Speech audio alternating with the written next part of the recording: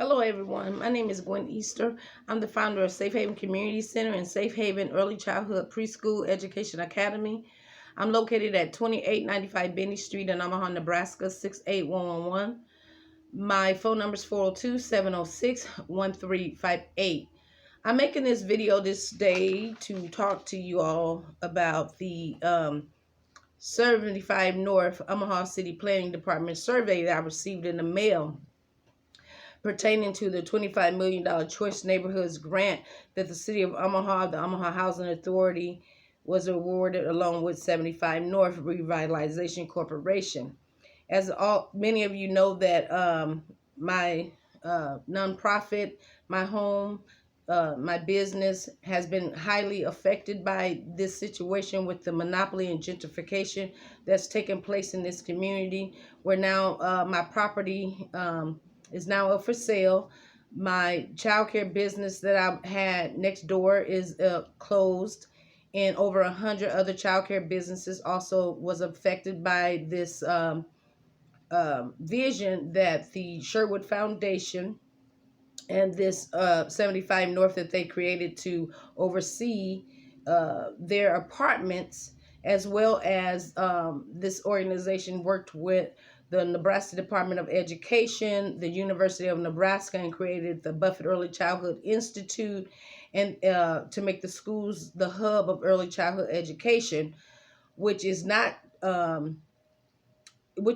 something that the U.S. Department of Education has said needed to happen. That the schools, they're not asking the schools to be the hub. So therefore, this is their vision for our community and our and these early learning centers that have been placed in this community.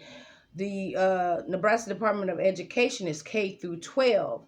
So they wanted to have this school, which is Howard Kennedy, which is across the street from my organization, and they wanted these learning centers to be connected to the school system if they were going to give money, to help early childhood education. And so they have used the Buffett Early Child Institute to push forth policy, and they help create the First Five, which is also about policy. And these organizations and there's also the Empowerment Network, who once was being used by them as well to collect data for us, and from our community. They were acting as if they wanted to know what our input was and what we wanted, and all of this. All along, they already had their own vision, their own plan for this community. And so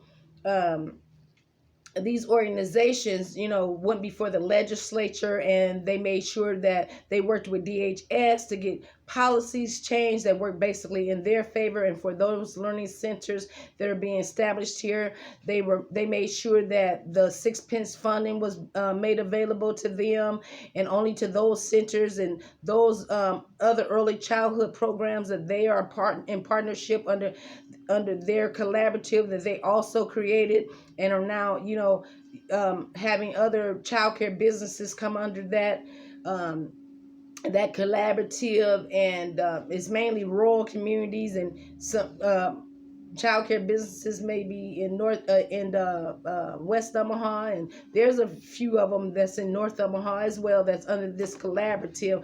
But they mainly do not care about the Black community childcare businesses, and this is why they came here and pushed out over 100 childcare businesses, including my own, so that their centers could dominate in this community when there was really a need in the rural communities.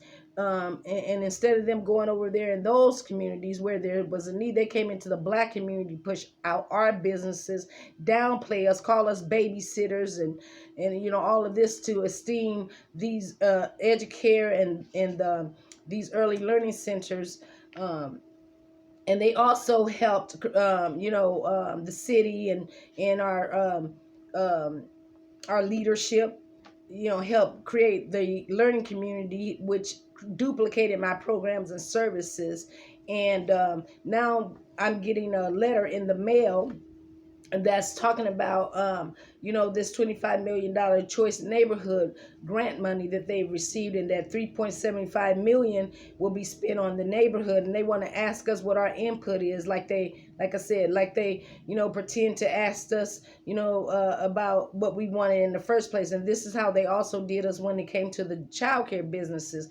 They use their uh, they use surveys to ask us questions and pretend like they wanted to help us. All along, they just gather information to use against our daycare businesses, and to get themselves established here in our community.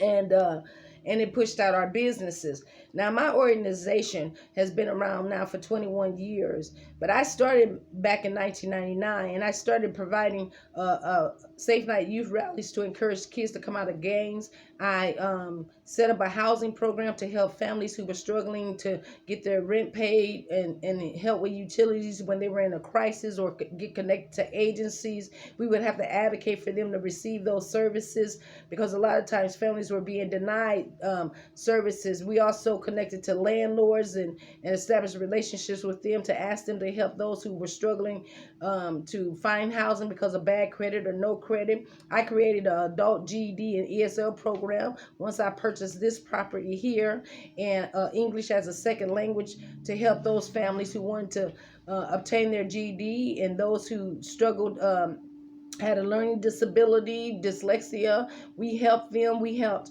our young people. I started a preschool program when I lived in the first house, a preschool program, early childhood program, to help our little kids get prepared for school. I had a youth. I started a youth in a youth tutoring program to help those who struggle with reading, those who needed help, that had a learning disability, dyslexia. And that is how I started working with our kids and our families. And then we purchased this property here, or I should say, I purchased this property.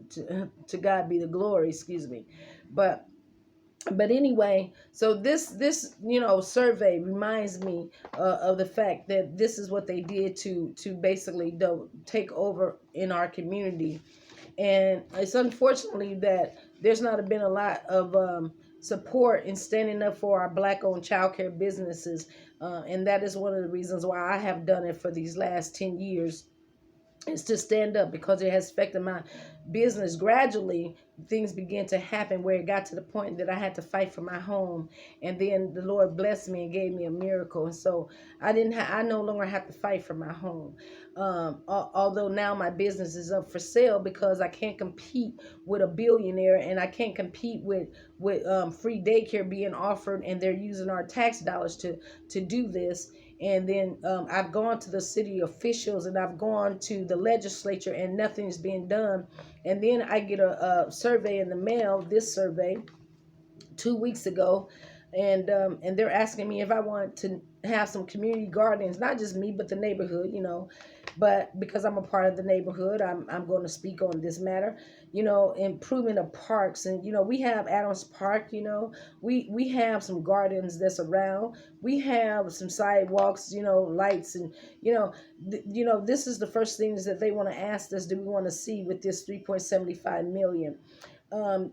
Improvement of fixing up houses. Sure, I'd like to have my house fixed up. I'm sure that there's others over here that would like to have their houses fixed up. Just like y'all, put out about, getting us new windows. If we, participated in that program, never saw any windows get fixed. Maybe they did do a couple of windows, but this is what they do. They send out surveys and pretend like, this is what they want to have done in our community. Well, anyway, they asked me if we wanted to have our business fixed up. Yes, I'd like to have you all restore my business that you all helped push out. And also, when I got to this part, this is what upset me the most, is the fact that they were asking about adult GED, ESL classes, a computer class. Do we want to see these things happen in our community? English as a second language classes. All of these services that they're asking about, my organization had these programs before these people decide to bring in the mixed developments, before they decided to establish these learning centers here, before they decided to help create the learning community that duplicated my programs and services. My organization has a good reputation, has always worked with our community. I supported many of the organizations that ended up backing these people and sitting at the table helping them to push out my business when I didn't even realize they were doing so. And they were helping them to duplicate my programs and services.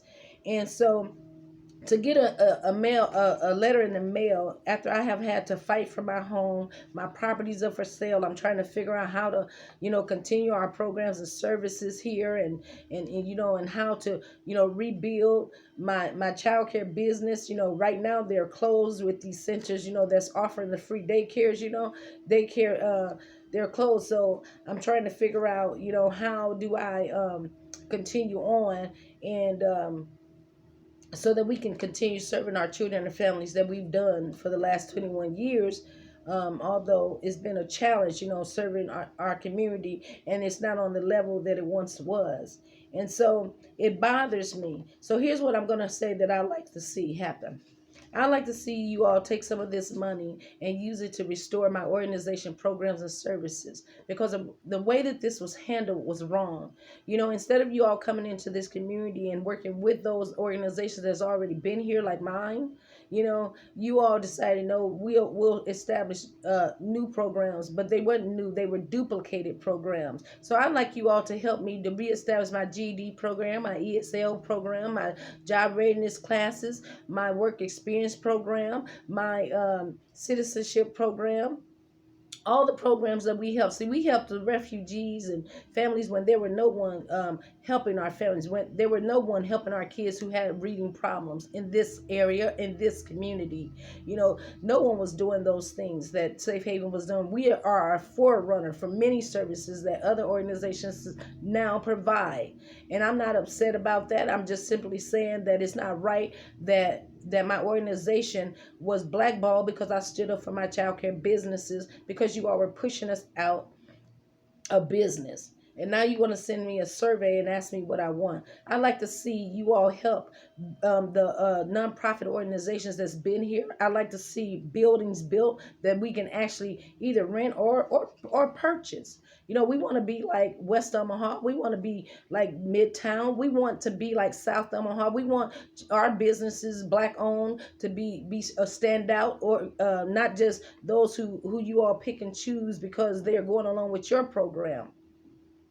And it's unfortunate that this is what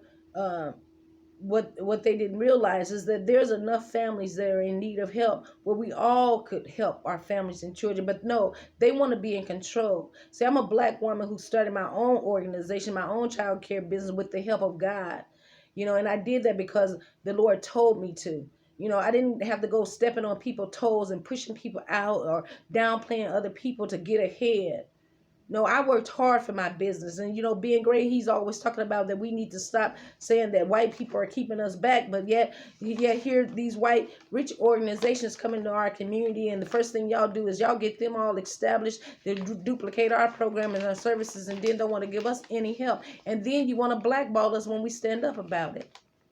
So I'm going to ask you all to do the right thing and to help us get our businesses back reestablished. I shouldn't have to put up my property for sale, all because I can't compete with free childcare services that's being given to families, and then you all are doing nothing different than anybody else. And then you have these uh, Nebraska Department of Education who wants to, some of the people that's over the early childhood training want to sit up here and then blackball my organization and change policies so that they wouldn't have to put us on their already approval list. This is the kind of things that I have had to deal with in having to stand up and speak up for my business. My early childhood parent network, I would like to continue providing those services. I would like to also get my school Kingdom Academy in the North established so that we can continue helping our children that we've helped. We've been a help and a blessing to a lot of families, and there's other services that I don't even talk about that we've helped, had here. We've done all kind of different types of activities, partnered with Charles Drew, to you know, uh, to bring AIDS prevention, and we've done um, health and safety activities, all types of family fun days, Mother's Day, spa days, and we've done many things that I haven't talked about. Safe Haven has been a blessing in this community. We've prayed for people that have come here.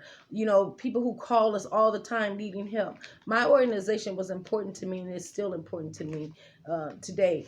And I'm just going to ask that if there's an attorney, if there is someone out there that can help us and to find out what our rights are, pertaining to this matter, and to make sure that our families are being not being misdirected or redirected to move into other areas. And if someone would be willing to sit down and talk with us, I would like some help. I would like to also find out federally if some of the steps that have been taken has been legally done when it comes to these fundings that has been given to these learning centers, and just the way this whole situation has been handled.